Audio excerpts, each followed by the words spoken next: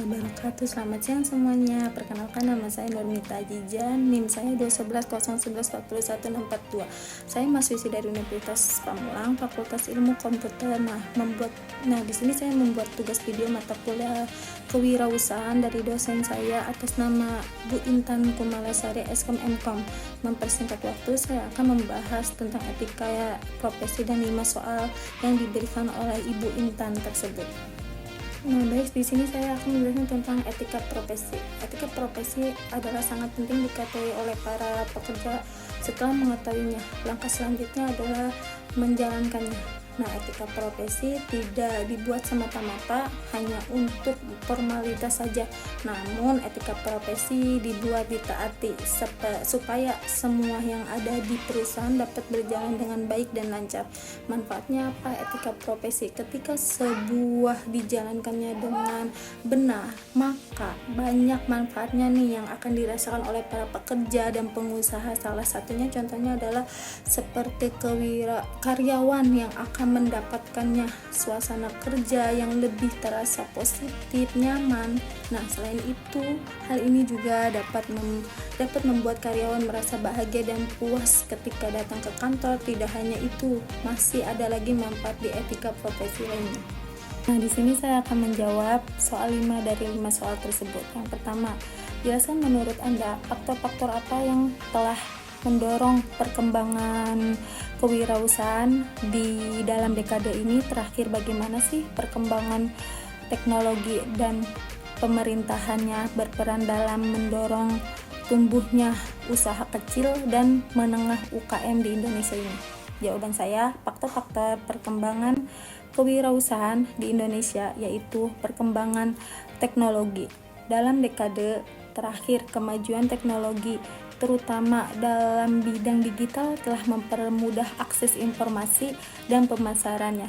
Platform e-commerce dan e-media sosial memungkinkan UKM untuk menjangkau pasar yang lebih luas tanpa memerlukan modal besar. Kebijakannya itu apa? Pemerintahannya Indonesia telah mengeluarkan berbagai kebijakan mendukung UKM seperti program pelatihan, akses pembicaraan melalui lembaga keuangan, dan insentif pajak. Kebijakan ini menciptakan untuk lingkungan yang lebih kondusif bagi pertumbuhannya kewirausahaan. Soal nomor 2, uraikan pendapat Anda. Bagaimana kewirausahaan dapat berkontribusi pada pengembangan ekonomi lokal di Indonesia? Apa saja sih sektor-sektor yang potensial untuk dikembangkan oleh wirausahaan di daerah-daerah terpencil atau kurang berkembangnya?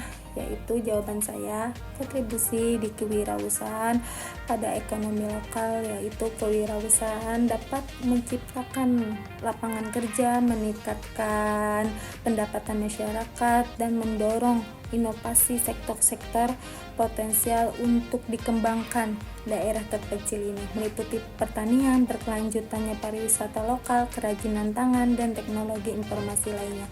Dengan memanfaatkannya sumber daya lokal ini, wirausahaan dapat meningkatkan ekonomi daerah.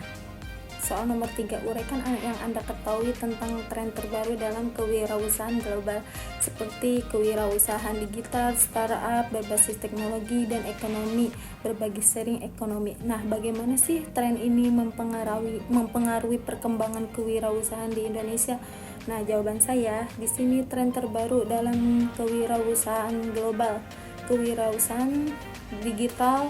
Munculnya platform digital telah mengubah cara wirausahaan menjalankan bisnis. Startup berbasis teknologi seperti aplikasi mobile dan layanan online semakin populer. Di sini ekonomi berbagi modelnya apa? Bisnis berbagai seperti ride sharing dan penyewaan barang telah berkembang pesat. Di tren ini mempengaruhi Indonesia dengan menciptakan peluang baru bagi wirausahaan untuk berinovasi dalam menawarkan layanan yang lebih efisien ini. Soal nomor 4, uraikan pendapat Anda.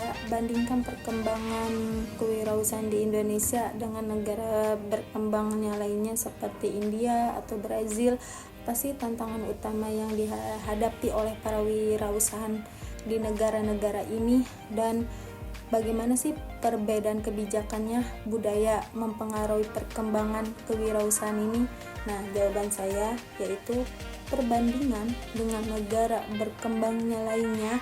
Di negara seperti India dan Brazil kewirausahaannya juga berkembang pesat, tetapi yang dihadapi bisa berbeda. Di Indonesia yaitu tantangan utama termasuk akses pembiayaan dan inspektur, sementara itu di India masalah regulasi dan birokrasi sering menjadi hambatan.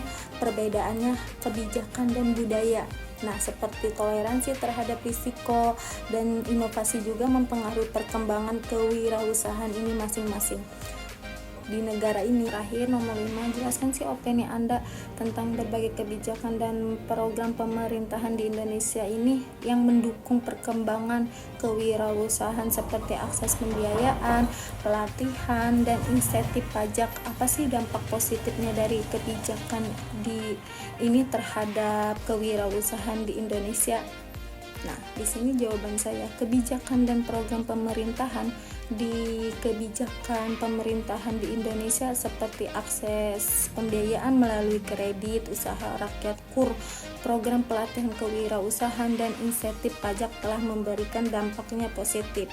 Kebijakan ini membantu meningkatkan kapasitas wirausaha dan memperluas akses pasar dan mendorong pertumbuhan ekosistemnya. Kewirausahaan juga ada dampak positifnya, termasuk peningkatannya jumlah UKM yang beroperasi dan kontribusi mereka terhadap PDB nasional. Nah, dengan demikian perkembangan kewirausahaan ini di Indonesia dipengaruhi oleh berbagai faktor terhadap teknologi, kebijakan, pemerintahan, dan tren global ini yang semuanya berkontribusi pada pertumbuhannya ekonomi lokal dan nasional.